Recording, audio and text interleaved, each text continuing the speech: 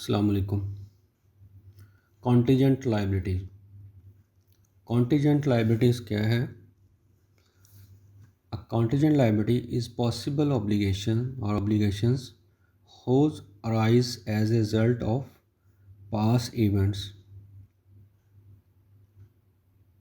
and their existence will be confirmed by uncertain future events that are not wholly within the control of the entity। तो contingent liability क्या हुई? Possible obligation है,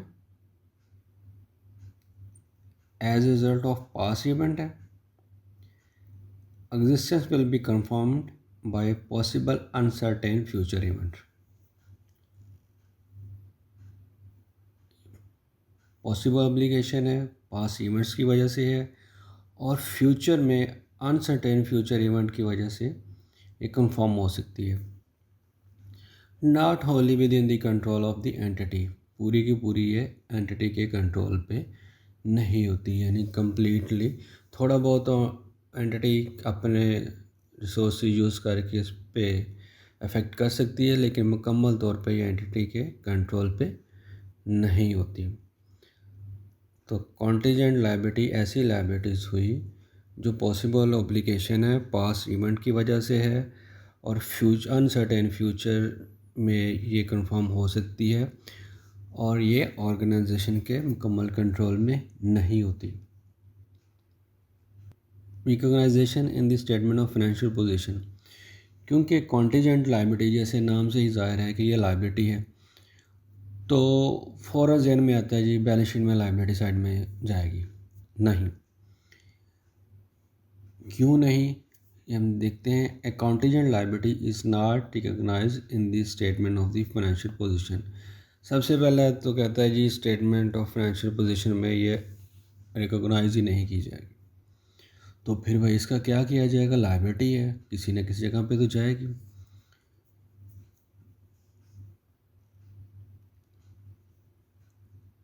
However, unless the possibility of an outflow of economic sources is remote, a contingent liability is disclosed in the notes।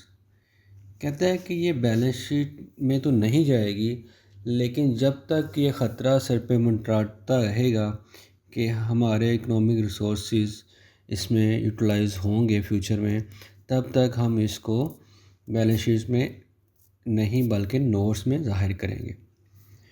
तो contingent liability क्योंकि contingent है, confirm नहीं, वजह से हम बैलेंस शीट में नहीं रिकॉर्ड करेंगे। बैलेंस शीट में सिर्फ वही लायबिलिटीज़ रिकॉर्ड होती हैं जो कंफर्म होती हैं, लेकिन ये कंफर्म नहीं है, इसलिए हम इसको बैलेंस शीट में नहीं नोट करेंगे, बल्कि इसको नोट्स में ज़ाहिर करेंगे अपने बुक्स ऑफ अकाउंट्स की ट्रू एंड फेयर पिक्चर देने के लिए।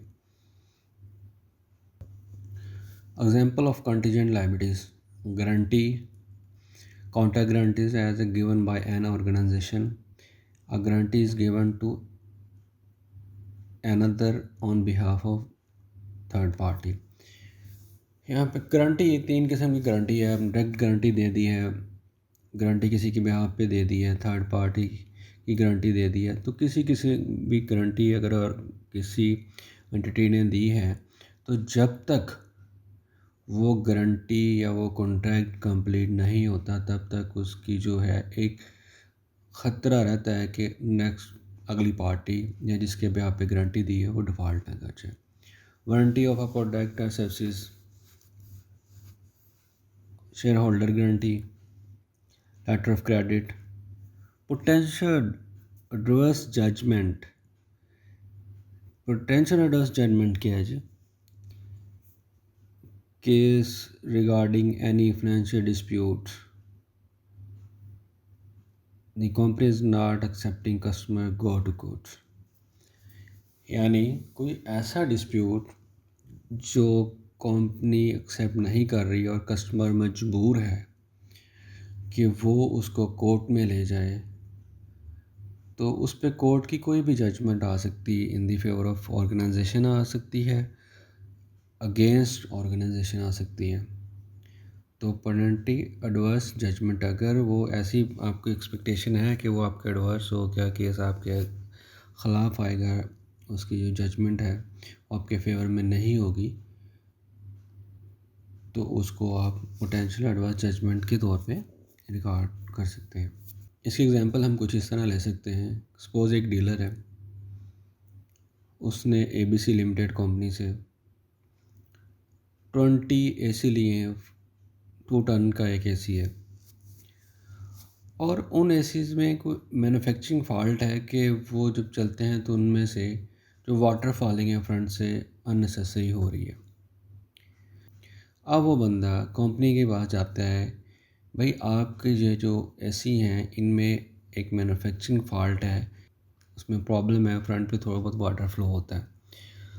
तो जो कंपनी है वो इस बात को मानने को तैयार ही नहीं। वो कह रही कि जो आपकी मिस हैंडलिंग है या आपकी ट्रांसपोर्टेशन में कोई ऐसी प्रॉब्लम आई है जिसकी वजह से ये ऐसा होता है, लेकिन हमारा ऐसा कोई फॉल्ट नहीं है, बाकी एसी वगैरह ठीक है। अब वो जो डीलर है वो बेचारा मजबूर है, वो क्या करेगा, वो कोर्ट पे जाएगा।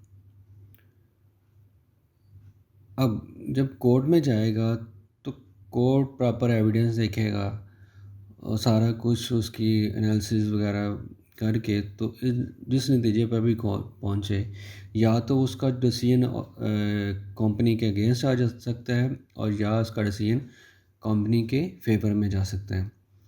और ये जो डिसीजन होना होता है, इसकी एक्सपेक्टेशन जो टेक्निकल एक्सपर्ट्स होते हैं ऑर्गेनाइजेशन के, कंपनीज़ के, उनको ये पता होता है, काफ़ी हद तक अंदाज़ा होता है कि इसकी जो केस है इसकी पोजीशन किस तरफ होगी, यानी ये हमारी फेवर में जाएगा या हमारे अगेंस्ट जाएगा। उनको लिहाजा ऑर्गेनाइजेशन को ये इतना डिफ़िकल्ट नहीं होता कि इस तरह के केसेस को देखें कि वो हमारे अगेंस्ट में जाएंगे या फेवर में जाएंगे। Thank you.